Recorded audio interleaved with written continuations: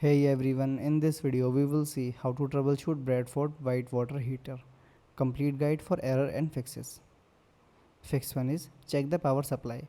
Make sure the water heater is plugged in, then check your home circuit breaker for a trip breaker. Then reset the breaker if needed. Wait a few minutes and see if the heater start heating.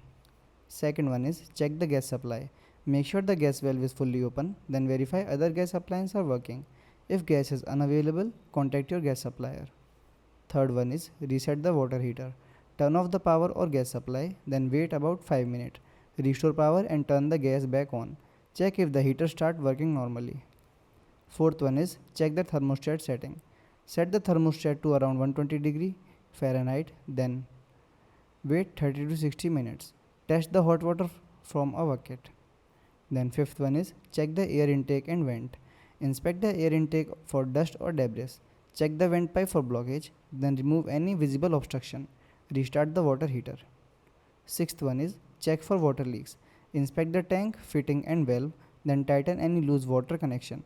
Replace damaged fitting if necessary. If the tank itself is leaking, it usually needs replacement. Thanks for watching.